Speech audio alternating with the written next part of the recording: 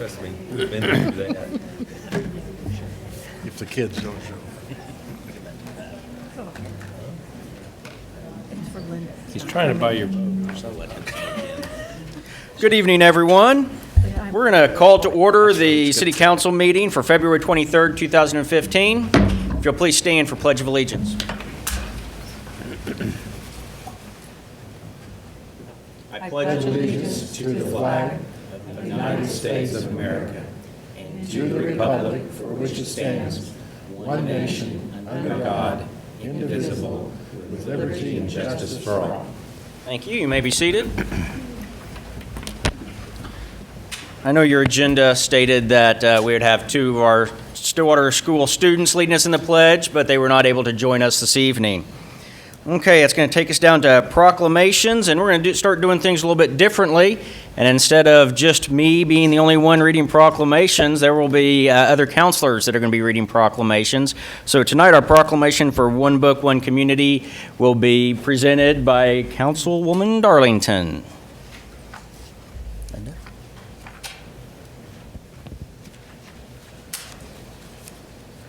evening, Linda. Whereas, reading is the foundation of education for people of all ages, and whereas reading for enjoyment and enlightenment can enrich the lives of individuals, and whereas the arts are a vital component of everyday life, allowing Americans to expand their horizons as thinkers and citizens in a world of complex ideas and technologies, and whereas the Spring 2015 One Book Project can foster a sense of community through a shared arts and reading experience, and whereas the Spring 2015 One Book Project can broaden and deepen an appreciation of a historical period in U.S. and Oklahoma history, and whereas the city received a grant from the National Endowment for the Arts and support from the Stillwater Public Library Trust and Stillwater Public Library Friends to support the Spring 2015 One Book Project, and whereas the City of Stillwater is collaborating with Oklahoma State University Library, the Sherrar Museum of Stillwater History, and many community and university partners to present One Book, One Community, Stillwater Reads True Grit.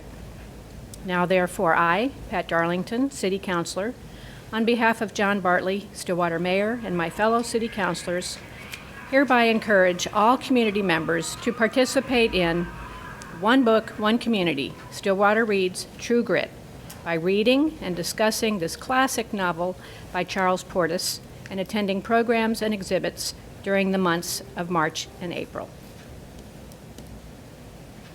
Thank you very much. And if you'd like to tell us about that?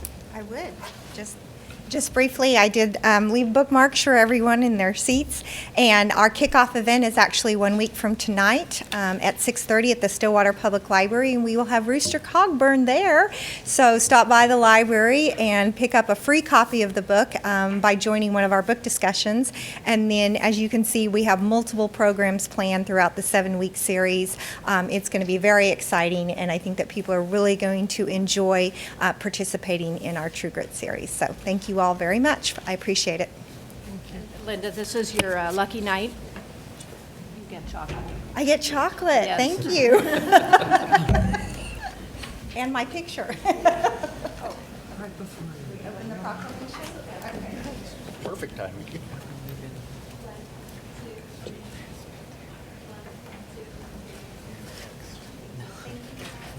You guys are good at it. Thank you, Counselor. Our next proclamation will be on Emergency Management Week, and Counselor Noble. Mr. Middlestead, are you accepting this? Or Mr. Hill, who's?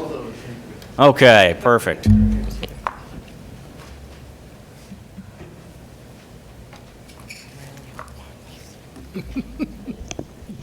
Okay, whereas the climate of Stillwater is conducive to the development of natural and possibly man-made emergencies and disasters, and whereas the citizens of Stillwater are adversely affected by such emergencies and disasters, And whereas it is vital that we further an awareness of the dangers of such disasters and the protective measures citizens can take in the event of such conditions. And whereas Oklahoma emergency managers are responsible for encouraging and insisting state and local officials to plan adequately for and respond effectively to such emergencies and disasters. And whereas the Stillwater Emergency Management Office follows a comprehensive emergency management plan involving preparedness, response, recovery, and mitigation. And whereas the Stillwater Emergency Management Office should be commended for its dedication to the safety of the city of Stillwater and the citizens of Stillwater. Now, therefore, I, Gina Noble, City Councilor for the City of Stillwater, and on behalf of the City of Stillwater, do hereby proclaim February 22nd to February 28, 2015 as Emergency Management Week.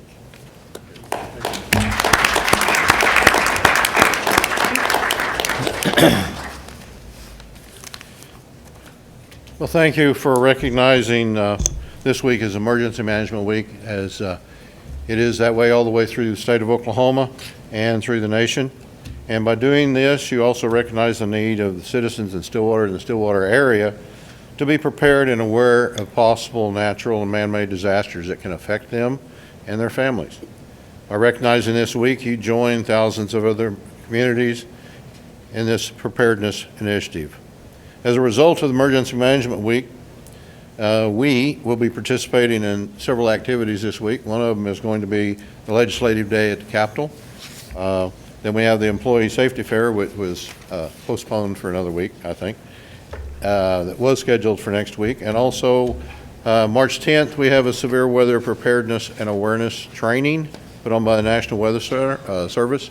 It'll be at the Community Center. Anything wrong? Thank you. Okay, and you need a coin because I only have one. That's all right. I'll let him have it. Thank you.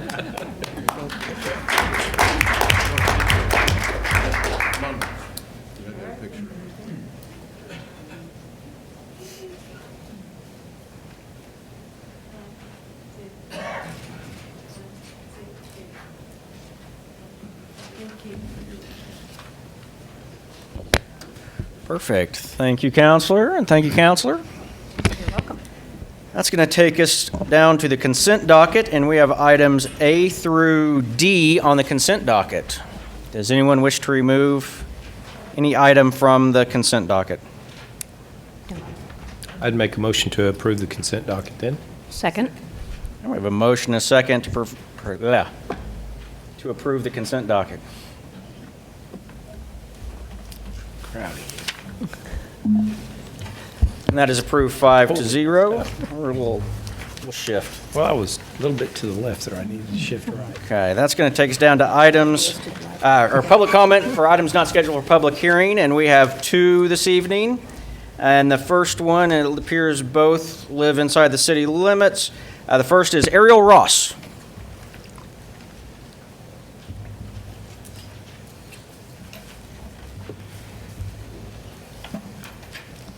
Hi. I'd like to thank all of you for hearing me, especially because the item... I'm sorry, would you please Sorry. state your name and your address? Yes, absolutely. I'm Ariel Ross. I live at 711 West 7th Ave in Stillwater. Sorry about that. I'd like to thank you for hearing me, especially because the item on which I'd like to speak is only dubiously on the agenda. So given that, in the interest of not taking up too much of your time through repetitive statements, I'd like to speak on behalf of some of the people who are here tonight and also some people who couldn't be here tonight. For all of us, I would like to ask you, please, to reschedule for as soon as possible your hearing, your discussion, and your vote on the text amendment to the Land Development Code regarding oil, gas, and disposal wells. We know that there are many interested parties with regard to this issue, and we're aware of the reasons that you might want to delay your vote. On the other hand, the text amendment is the product of diligent and thoughtful work by Ms. Dennison and the Development Services Department, City Attorney Dorman and his office, and the Planning Commission, who very patiently listened to quite a lot of us speak over the course of 2 meetings. So I think members of the Stillwater community have made it clear that we would like these regulations to be in place. And to quote a recent article concerning the link between fluid injection and earthquakes, which I think is an issue not unrelated, the general public is the most important stakeholder because they may be exposed to potential injury and damage.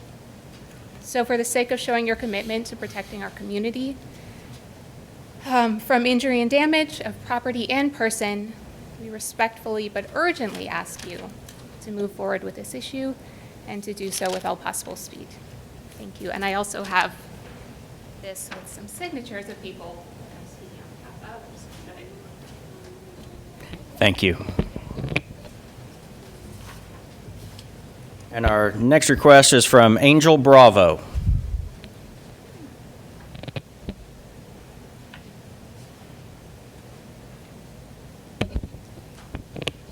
Good afternoon, everyone. My name is Angel Bravo. I live in 1927 Devin Lee Street, Stillwater here. My family and I, we just recently moved from Denton, Texas, here in Stillwater a few months ago. And I just want to transmit my experience from Denton, Texas, and fracking. So my family and I will live in the middle of two rings of fracking. So as you know, Denton and the family and the community of Denton, we voted against fracking and we banned fracking. And my only purpose to be here is just to transmit a little bit of how we felt down there, Denton, and now how we felt, my family and I, now living here in Stillwater, which is with a lot of fear. Now, in Denton, we never had any frac quakes the way we have it here, right? So we have sort of different, I believe, geological differences, but now here we see all these, shakes and, things that are scary, and things that we lived before, like in the middle of dangerous carcinogens, right? Like thrown into the air next to our, schools, hospitals, and retired people as seniors. So we had all this because there were no pertinent regulations for fracking. And also, when those things were passed, oil and gas industry kept violating them. So I just want to tell you, I warn you that even if you are trying to settle some regulations, you will encounter these new things that oil and gas constantly will try to, they won't try, they just do it, right? They just want, minimize costs and all that. So, so we had this, and so it was put in the hands of the family and the community of Denton to actually go vote against fracking.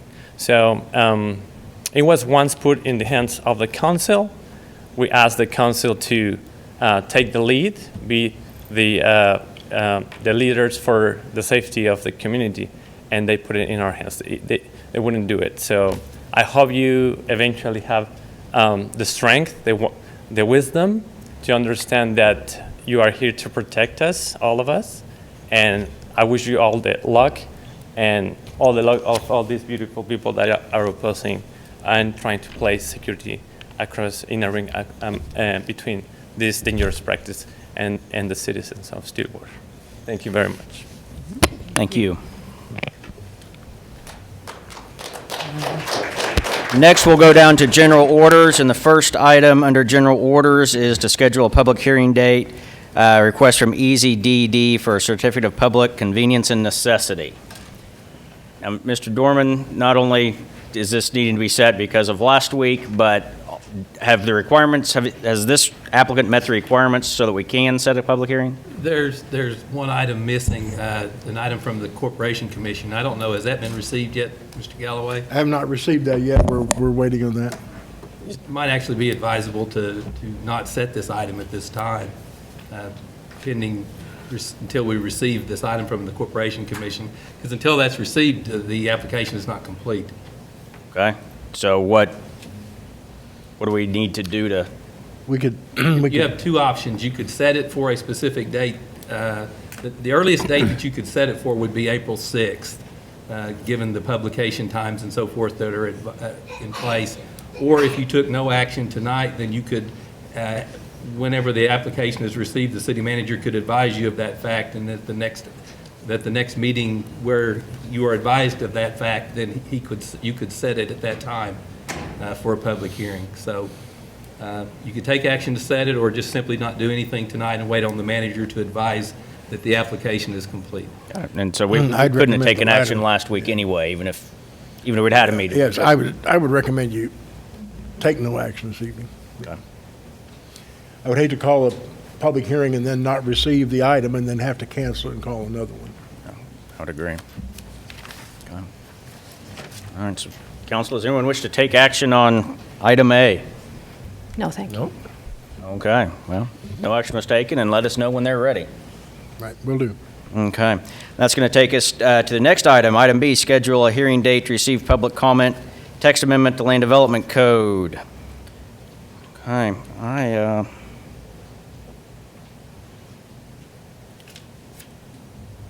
pulling something up, one moment, please.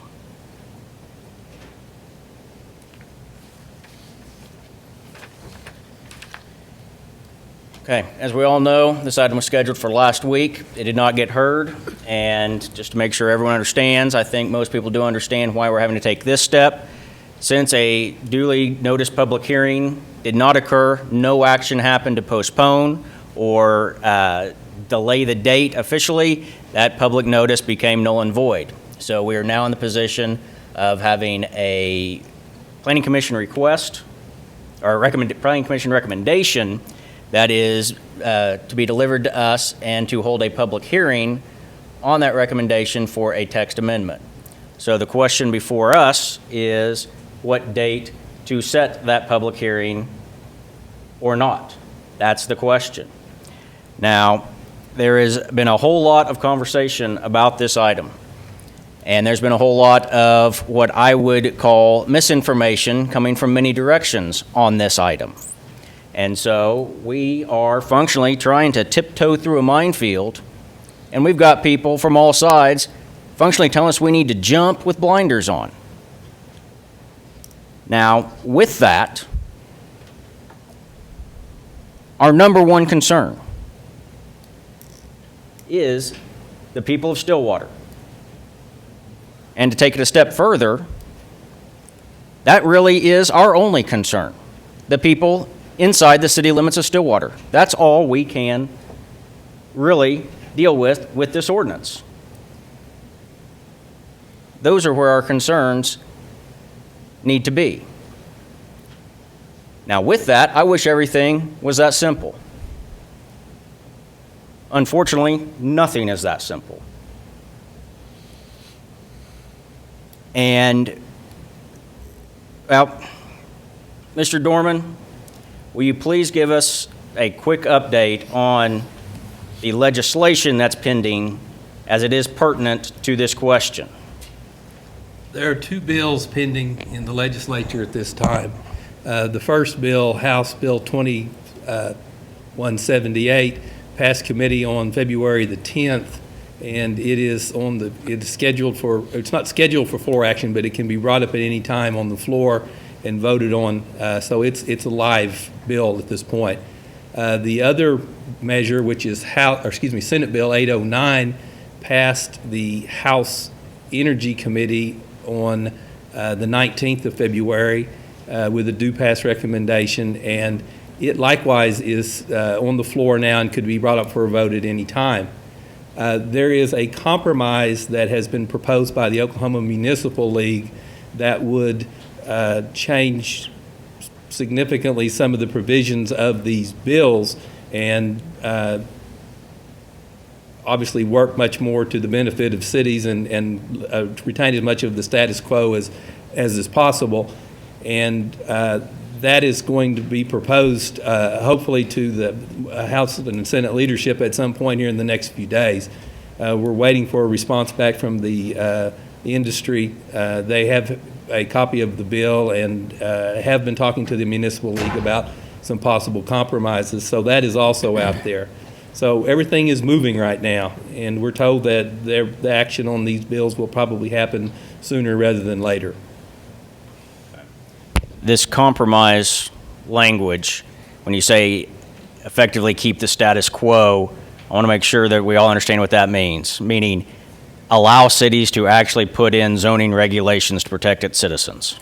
Right. The current bills are deceptively simple in that they use terms like reasonable and so forth, and those are restrictions actually on the ability of municipalities to regulate.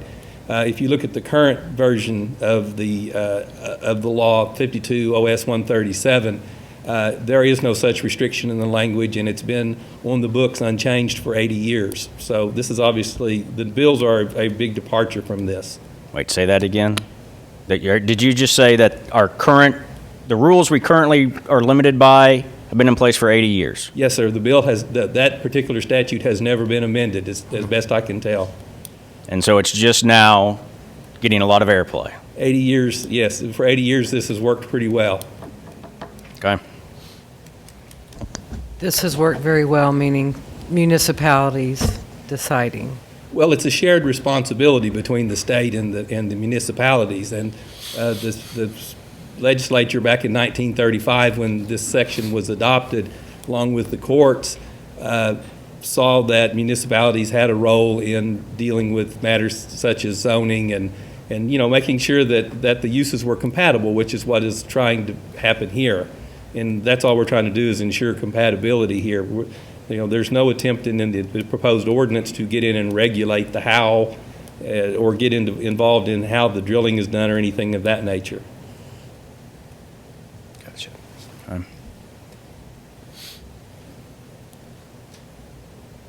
So the bills that are currently in action, there is, we think there's language out there that could reach a compromise between completely taking cities out of the arena and what is there today. Is that correct? Yes, we think that the compromise bill would make it possible for everyone to continue to exercise the shared responsibility that's been in place for 80 years.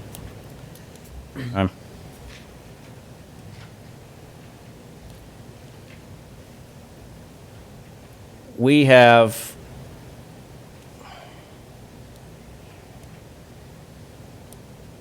What's the other alternative before we go?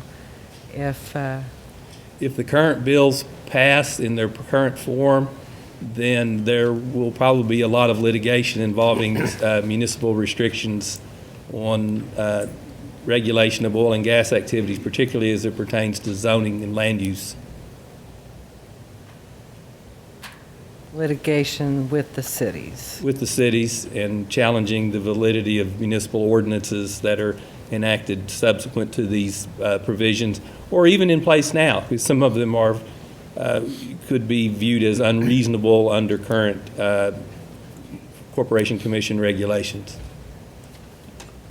Just a strategic question for you, John. If we were to propose an action that might be seen by some as too severe a restriction, would that embolden the side that would like to take the power away from municipalities? My opinion is yes, based upon what I know about this process. You've been involved with the process and have been in these meetings. At various points, yes, ma'am. Yes. Now, you said a minute ago under the prior public hearing that the earliest we could set that public hearing was April 6th. And so I'm been doing this long enough, so I'm going to assume that the earliest we could set this public hearing is April 6th. Yes, sir, that's correct, because by the time you publish, that's the next regular meeting of the city council that this agenda could go on to. We can't make the 16th, and after that, the 6th is the next regular agenda. What's the latest date that we would need to publish to make April 6th? You would need to publish, let's see, have to back up 2016. Probably by the, I would say by the 7th or the 8th of March, just to make sure that we get everything in place. You might be able to publish a little bit later than that, but not much. Yeah, okay. So What I'm hearing is that although we have been working very hard, staff, planning commission, with writing our new ideas, there's a transcendent, important item here, and that is keeping the authority for our own regulating the zoning in our control. Yes, ma'am. I mean, That kind of transcends what we've been working on. yes, ma'am, I would agree with that, because if you can pass all the ordinances that you want, but if the state passes a statute that says what you just did was invalid, then you've kind of acted for no apparent reason. Well, I would argue with no apparent reason. No, But, but your efforts would be null and void, let's put it that way. yeah, That's and fair. costly. Yes, ma'am. Would we have to start over? I'm sorry. Go ahead. If we were null and void, would we have to start over at that point? Or would we be able to start over?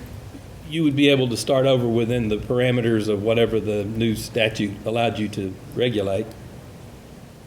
You Which would- could be nothing. Not very much. Well, I was just gonna ask the city attorney, what sort of a motion would be appropriate if we wanted to wait? The legislature has to adjourn by the last Friday in May. And then there's a number of days that the governor has to sign a bill or pocket veto a bill. So that would kick it into mid-June. So can we table, like, as we have in the past, subject to call and watch what the legislature does, or do we need to pick a date certain? You have the option of either picking a date certain, or just as I told you with the last item, if you took no action, then once you knew when you were ready to take action, you could ask the manager to put it on an agenda so that you could set a hearing date. And then you would have to set a hearing date within that allowed for that 20-day plus notification period. So by taking no action, that's essentially the same thing as tabling it subject to call. Mr. Dorman, the President Pro Tem's bill, from my reading of it, has a provision of ordinances that are approved before that bill would go into effect, has a presumption of reasonable under the Corporation Commission? Is that how it's worded? It's written, it has some language that says a presumption of validity, but it also submits the city to Corporation Commission jurisdiction, which is unprecedented in that cities and towns have never had to submit to that entity before. So we've got a President of the Senate's bill flying through, and we've got the Speaker of the House's bill going through, and the compromise language that is the best-case scenario for cities to be able to regulate within their jurisdiction is the compromise language on the Speaker's bill. Actually, there's compromise language on both Or bills. compromise on both. But the Corporation Commission is removed from the Pro Tem's bill in the compromise language. Well, good. What it looks like to me is that we have a push to slow down to help to show good faith on the compromise language and not force industry to go flying to the legislature to say, look what these crazy cities have done. But at the same time, we've got a motivation to be able to take action if it's the President Pro Tem's bill that is going to succeed to try and get that presumption of validity. Is that anywhere close to an accurate reading of the minefield? That's probably a fair analysis. So we have a contradiction. I would add this point, you have a presumption of validity right now as you sit here.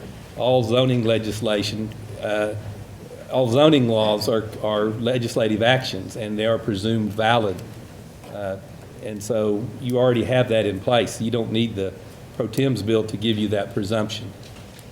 Assuming that it doesn't end up at the Corporation Commission. And if it ends up at the Corporation Commission, then it's the Corporation Commission and not our locally elected judges who would determine whether or not that presumption can withstand the reasonableness analysis that appears several places in that bill.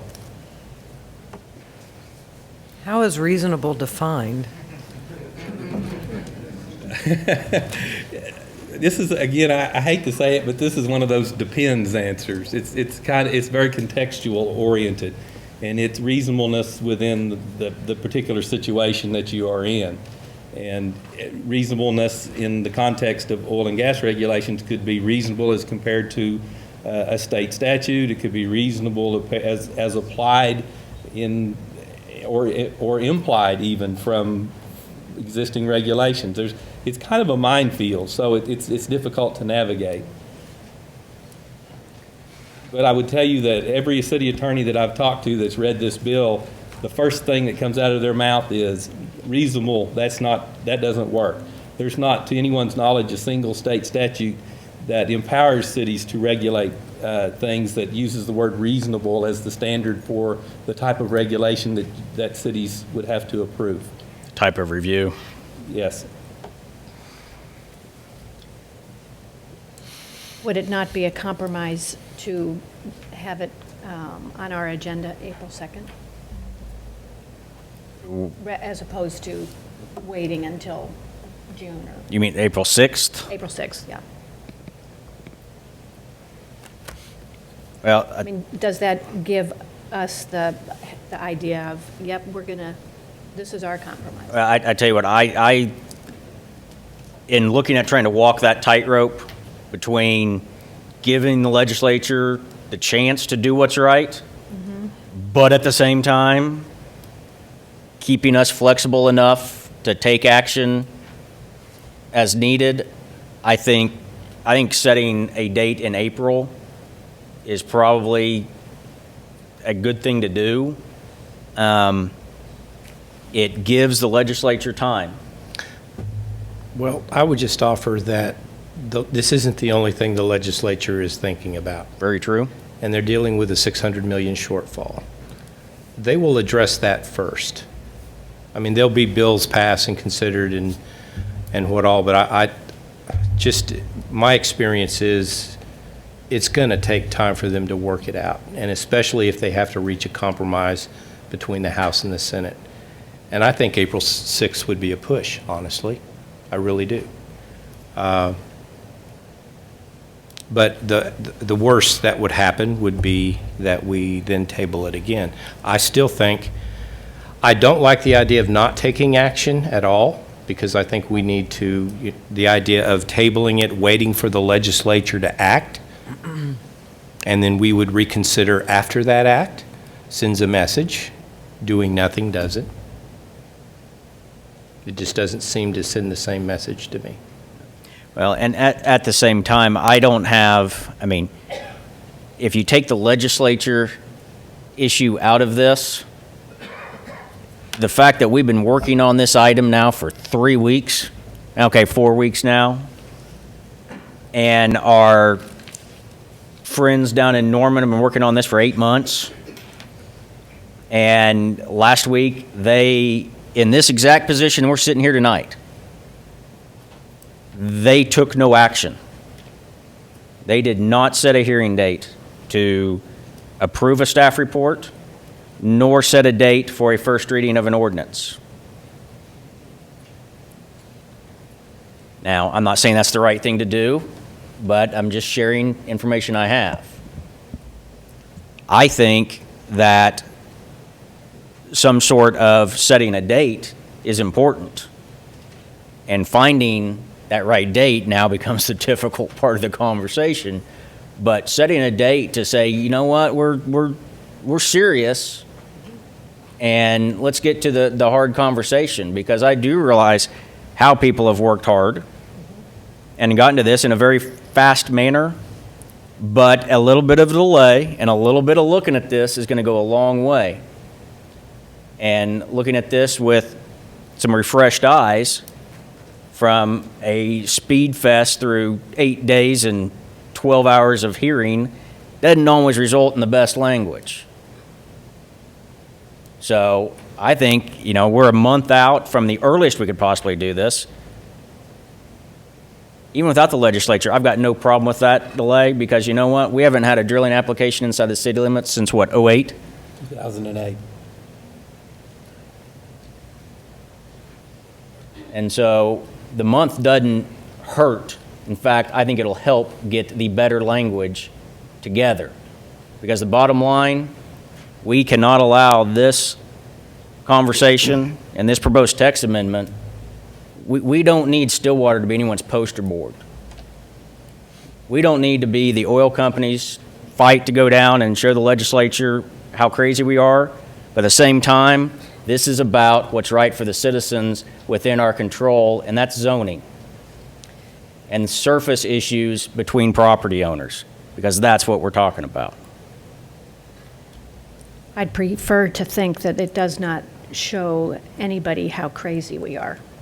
It shows how committed we are. Now, notice what I just said. I said for the oil companies or the industry to go down and point back at us and use us as an example of why cities should be taken out of the equation, is what was said. And if we take a huge step, it will be open season, and we'll be cut off at the knees, and we will not be able to do a thing. And so a step that does actually protect citizens without getting us chopped off at the knees is the right answer. Back to the question at hand. Can I make a motion for a date? Just because I want to move on. I'm tired of some of the comments I'm hearing. So my motion is June 1st. I would second that. I don't even know if we have a meeting that day, so I mean, I have June 1st down as a meeting, but it may not be since Memorial Day is that weekend. I don't know. And again, that might be premature if the governor hasn't signed the bill. And again, it's just two of us saying it, so. Here's the meeting date. that is a meeting. Okay, I just want to make sure of that before we talk substance. I think it gives us plenty of time. June 1st. We've had 0 permits. Our citizens are protected. A lot of the issues are people that live in the county. They have county commissioners to call. They have state legislators to call. Our citizens have setbacks, and they're protected. So that's my thought. I'm one of 5, so. Yeah, well, I seconded your motion. Oh, well then, thank you, sir. Debate? Comment? I would prefer an earlier date, and I think that this is it doesn't matter when our last drilling application was. Some things move into a philosophical realm, and this is an important issue. I feel like it's a slippery slope when we let people who will not actually be public about their intentions dictate how we run our city. It's a straight line down to kind of tyranny. So I'm frustrated, and I would prefer an earlier date. What's your choice? The soonest next date, April 6th. And if it were tomorrow, I'd vote for tomorrow. Pat, I'll be honest with you. I really think there's some value in letting the higher authority, the state government, set some regulation for this type of activity all across the state to have uniformity. I personally see some value in that. But if they don't want to accept it and defer to the local municipality, then I know we can work it out, and we can put together some zoning regulations that would be appropriate. But we might benefit from having their counsel and whatever actions they might take. And they might benefit from having our counsel. I just wanted to respond to Miguel, Councilor Harris, sorry, saying that our citizens are protected. I just want to make sure that we can protect our citizens more. And that's what the zoning was about. So yes, we have zoning in place, but I just want to make it, just make the statement that I would like to put in greater protections.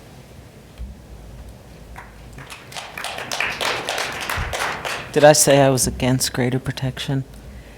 No, you just said Okay, that we just making were- sure. I can't remember if I said I was against I greater think all the protection. counselors are thinking of the best interests of the citizens of Stillwater. I mean, that's a given. We do that every time we meet. I'd like to ask that we call the question. Say again? I'd like to call the question. Okay. All right, so the motion was to set a public hearing date of June 1st. Was that correct? Yes, sir. Okay, that's the motion.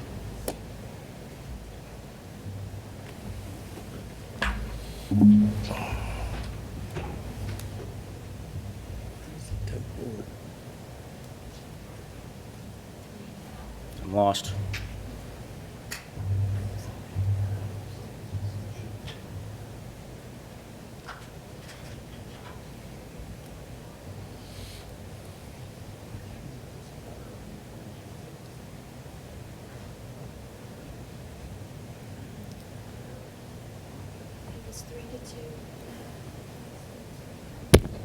I couldn't hear.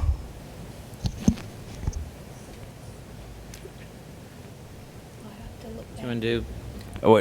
What was the vote?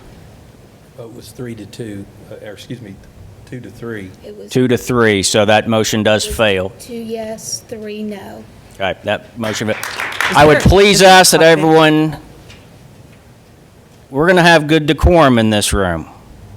It's not a sporting event.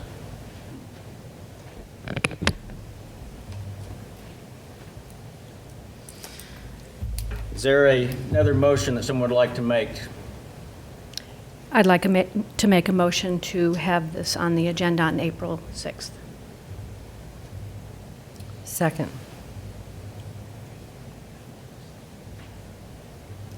May I make a comment, too? Please. I would like to second what Counselor Weaver said. I do think that I've been on the council for about a year, and it's been an overwhelming year learning how this process works, and I have been impressed every week with every single person on this Horseshoes, really genuine caring about doing a very good job and thinking always about Stillwater and the citizens. And it, luckily we have 5 people who think differently. That's why we have 5 people. And so I would say no matter how this turns out, I respect everybody here and their intentions. Me too, and that's the way it should be. We should all be able to bring our own opinion.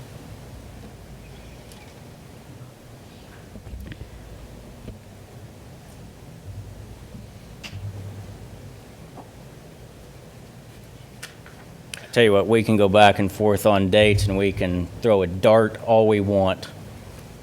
I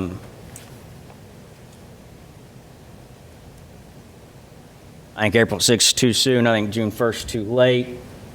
No, I don't know what the right answer is, and you know what? We may never know. Maybe it's obvious to everybody in the room, but I'm going to state the obvious. That would be the date probably we would seat a new mayor. Is that a reasonable thing? That should be the next. Would it be the next? Would be the next. Okay. Yeah, the election's the 7th. So it'd be the next week that would be Okay. seating a new mayor. And I would really not wish To do the this public again? hearing on a mayor's first night. Can't even imagine that one. All right, we got a motion and a second for April 6th. Let's do it. I guess, does anyone else have any comments? Well, I just think, just based on experience, we'll be right back here doing this again on April 6th. There's a chance they could get it all settled and it all be done, but they've got hard problems down there to solve in addition to this. I agree. So, And I think that's actually a very good point in that we have something set. If this is approved and it's set for April 6th, I think everyone needs to be prepared that if there is something that is promising, that taking action would destroy or have a high risk of destroying, we need to rethink that and think big picture. So, Personally, I'd like to do this once, and not 2 or 3 times, but we've got a motion on the table. motion and a second for April 6th.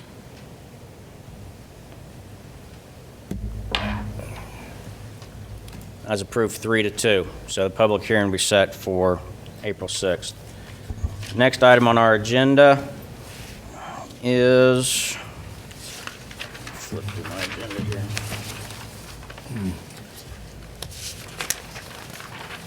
Take us down to miscellaneous items from the city attorney. Mr. Dorman? One item tonight, sir, request an executive session pursuant to 25 OS subsection 307B2 to discuss labor negotiations with Fraternal Order of Police Lodge Number 102 and International Firefighters Association Local 2095. Mr. Galloway? Nothing further. Counselors, you have anything? Nothing here. Okay. I have a couple items.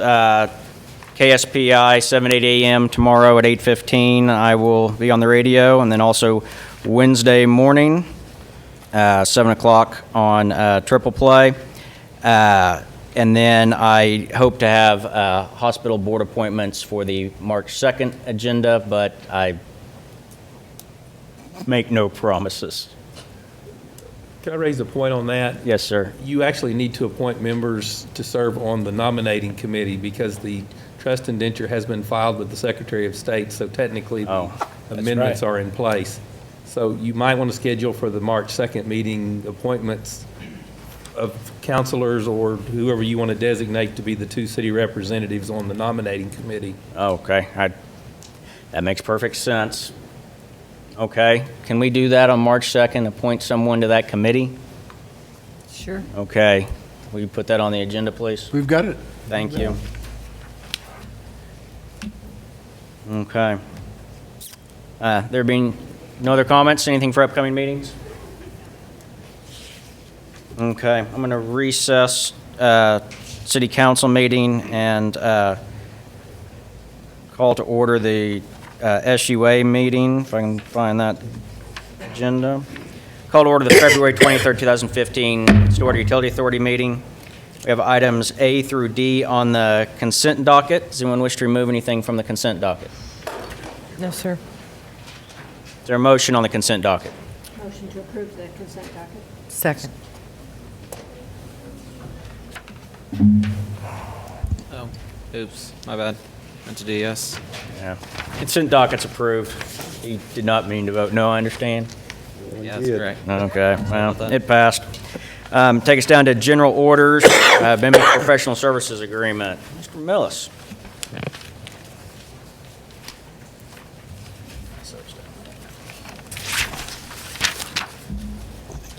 Good evening, trustees. I'm Bill Millis, Water Utilities Director.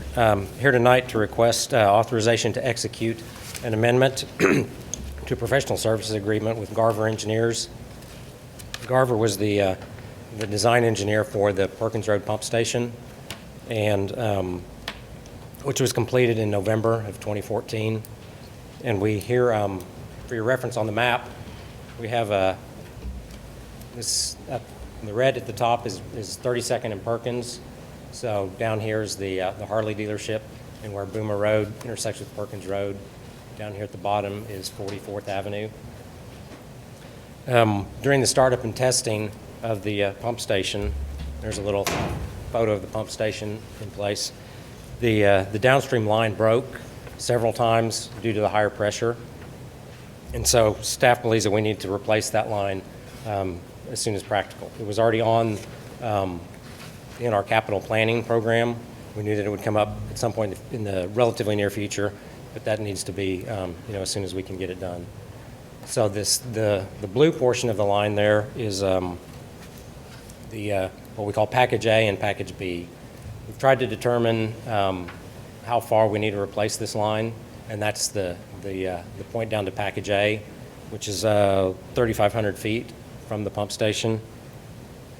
The Package B portion is an additional 650 feet, which would give us a higher level of certainty that we have all the the old line that can't withstand the pressure replaced. Our intent is to bid both, to design package A and B, bid them both, and if the bid prices are favorable, potentially build both, but if the bid prices are not favorable, just build package A, which should be sufficient footage to address the pressure issues and the line breakages that we've had. But if we construct it and find out that it's not, then we can rebid package B and continue another 650 feet south. And unless you have any questions, I can just go straight to the recommendation. Any questions? In this, the recommendation tonight is just on the engineering side. This is Yes, sir. not construction, but Correct, not construction. This is just to amend the contract with the current professional services firm to design the water line extension, both package A and B. Develop the bid package. And there, forgot to show you one slide. Those are the locations where we had several line breaks. And so as in your report, I recommend that the trustees authorize staff to execute an amendment to the professional services agreement up to additional expenditures up to approximately $160,000 and total expenditures of approximately $430,000. The $430 includes all the previous work that Garver has done, so the only additional is the $160. any questions from Mr. Millis? Okay, thank you. Is there a motion on the staff recommendation? Motion to approve staff recommendation. Second. All right, any discussion? All right, there's a motion and a second to approve staff recommendation. And that is approved 5-0. Thank you. Okay, there being nothing further on the Utility Authority agenda, is there a motion to adjourn Stillwater Utility Authority? Make a motion to adjourn Stillwater Utility Authority. Second. Motion and a second to adjourn Utility.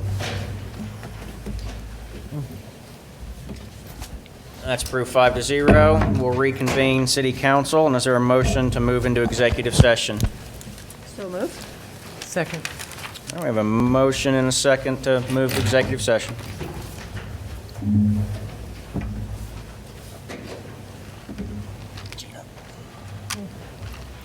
That's approved 5-0. Thank you. Let me just